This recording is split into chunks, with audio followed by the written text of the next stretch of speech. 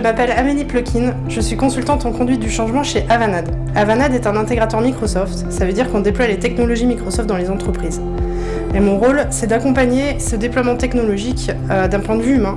Je vais accompagner les gens et je vais leur expliquer comment bien utiliser les technologies et faire en sorte que ce soit le moins perturbant possible dans leur travail quotidien.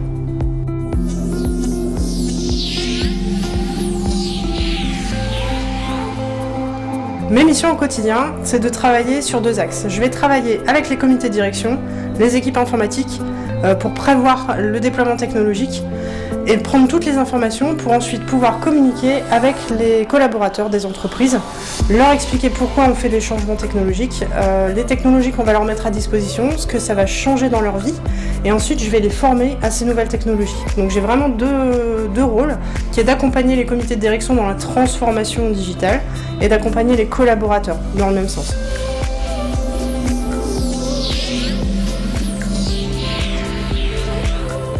J'ai travaillé 10 ans dans la communication et le marketing direct pour une marque de vente par correspondance où on écrivait des lettres qui accompagnaient des catalogues. Et puis au bout d'à peu près 10 ans, j'ai eu envie de faire autre chose. J'ai fait un bilan de compétences qui a révélé que j'avais des compétences et que j'avais envie de travailler dans le numérique.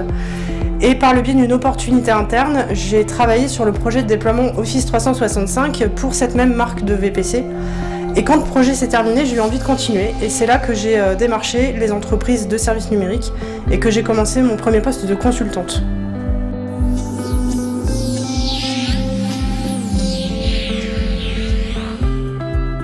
Ce qui me satisfait le plus aujourd'hui dans mes missions, c'est le rapport humain. C'est d'être très en lien avec les collaborateurs au quotidien et vraiment de leur apporter des solutions et faciliter leur travail, de résoudre leurs petits problèmes, de leur expliquer que finalement c'est pas si grave, le logiciel il bug pas, c'est juste qu'on va leur apprendre à mieux l'utiliser et avoir ce retour terrain où on voit les gens qui sont contents parce qu'on leur a fait gagner 5 minutes juste en leur expliquant et en prenant un peu de temps pour leur donner du sens, etc. Ça c'est vraiment gratifiant.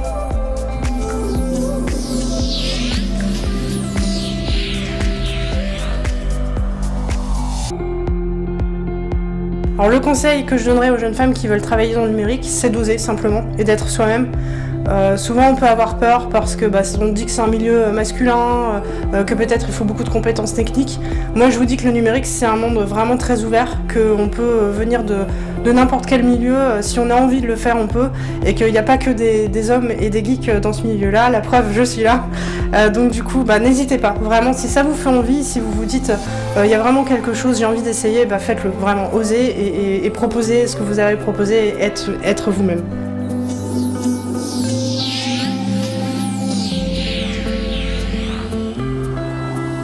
Mon entreprise aujourd'hui recrute beaucoup et sur tout type de poste. Il va y avoir des développeurs de plein de sortes de langages de développement et il y a aussi des personnes qui travaillent comme moi plutôt sur des aspects communication. Donc on a vraiment un panel de postes très large, que ce soit consultants, développeurs, même des managers, etc. Donc c'est vraiment très très ouvert et il y a beaucoup d'opportunités.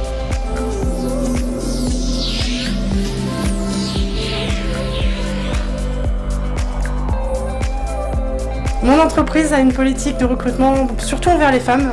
Aujourd'hui, il y a 20% de femmes dans notre entreprise et on aimerait atteindre 40%.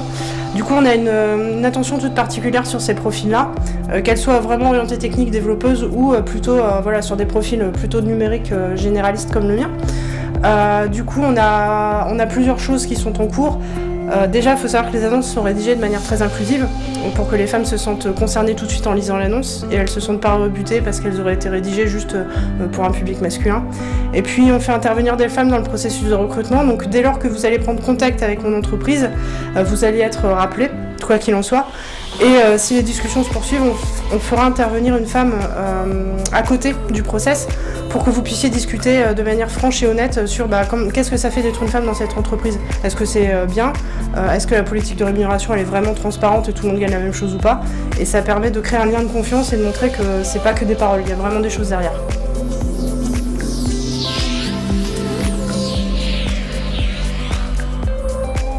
Pour le recrutement, on ne va pas forcément regarder votre niveau de diplôme. Ce qu'on va surtout regarder, c'est votre formation.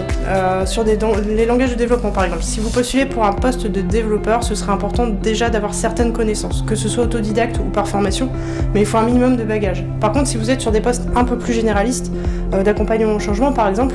Là, ce qui va faire toute la différence, c'est vos soft skills. On va pas regarder le diplôme et ce que vous avez fait avant, on va plutôt regarder comment vous êtes en entretien, si vous êtes ouvert, si vous êtes dans l'empathie, si vous montrez que vous avez envie aussi, si vous êtes dans l'écoute, etc. Et c'est ça qui va faire la différence. Donc c'est pas un niveau de diplôme qu'on va venir chercher, c'est plutôt un comportement et un savoir-être.